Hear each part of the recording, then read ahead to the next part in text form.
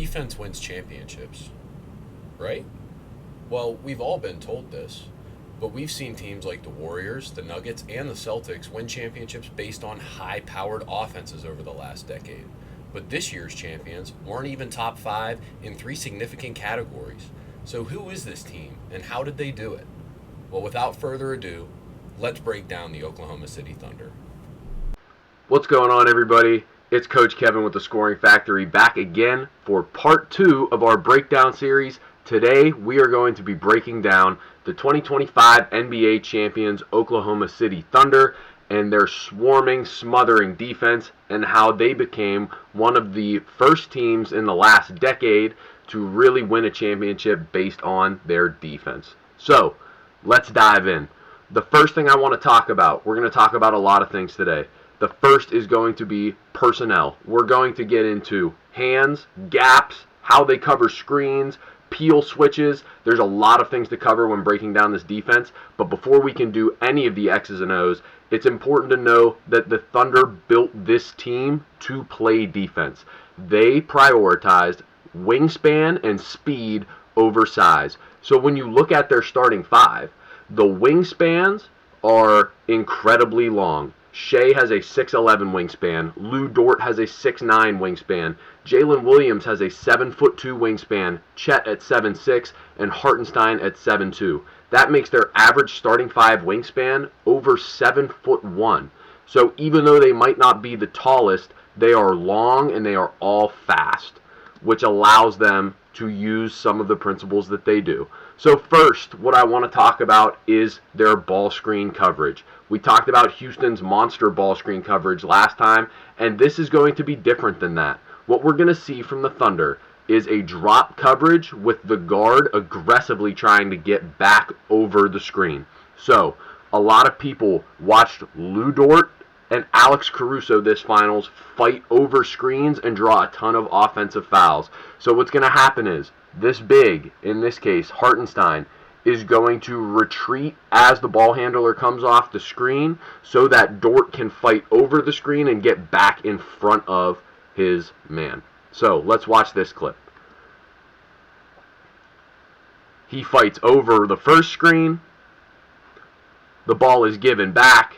He is going to fight over another screen as Hartenstein drops, and Luka's forced to make a pass that he doesn't want to make. Here's another clip of the exact same thing. Here comes a handoff. Dort fights over. They rescreen. He fights over again, and Shea is aggressive in the gaps and is able to get a steal. And that is the second thing that I want to talk about with you today. How aggressive the Thunder are in gaps.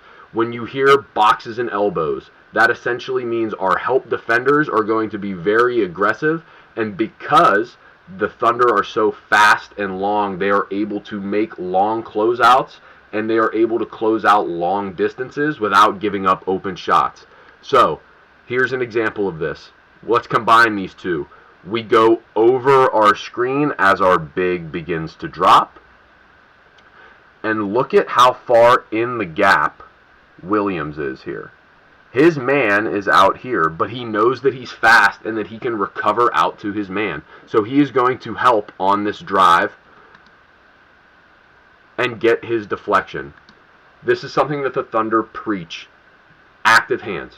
They're going to get a ton of deflections by being in the gaps and being active with their hands. So let's watch another clip of more gap defense here. Caruso. His man is all the way out here, and he is helping all the way in here because he knows that he is fast enough to recover to the shooter if that pass is made. But he also knows that because he is helping so much, the pass is likely to be made. So he is ready with his hands, and he ends up getting this deflection, and it turns into points the other way. Another example here of Caruso. Grayson Allen is a shooter, one of the highest percentage shooters in the league. You don't want to leave them open. But Caruso knows angles. Caruso knows that he can close back out to him. So as Booker takes this dribble, Caruso helps. Chet is ready if needed to close out. And Caruso is able to be active with his hands and get another deflection and steal. And they are on their way in transition. Something else that the Thunder do a lot is when a player is back to the basket, if they turn their head, they will trap and try to get a steal as soon as the head is turned. So here's an example. Julius Randle starts to back down. As soon as his head turns the other way, Jalen Williams abandons Anthony Edwards and goes and takes this, essentially just an even more aggressive gap coverage. If this pass were to be made, Isaiah Joe is here, Chet is here, and ideally Shea would have to come over and guard this. But Williams gets this steal, more fast break points. Another example here. Let's look at our gap defense. Shea, Hartenstein, Dort, Williams are all shrinking the floor so that Edwards has no space to drive.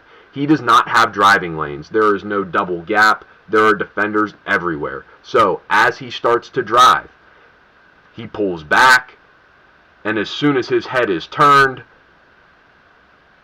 Williams goes and gets the same steal. But if you look a couple frames before, Edwards has nowhere to go. Shea is right next to him. And if he tries to make this pass, Shea is going to have his hands ready to get that steal. So this made it extremely difficult for Anthony Edwards this series to try to get to the hoop and score because they shrink the floor so much, and all 5 defenders are in a relatively close radius to the basketball, making this extremely difficult for anyone to get to the hoop and score.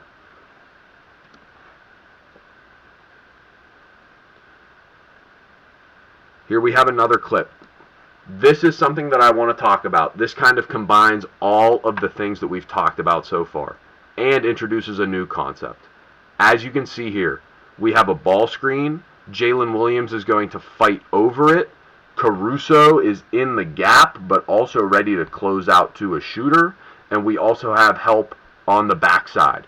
So, again, jamming any driving lanes for Julius Randle. Thanks so much for tuning in today, everybody. I hope you learned something and can start to use this as a foundation to build your own championship defense. Don't forget to like and subscribe. If there's anything you would like to see me break down, please leave a comment and I will get to it.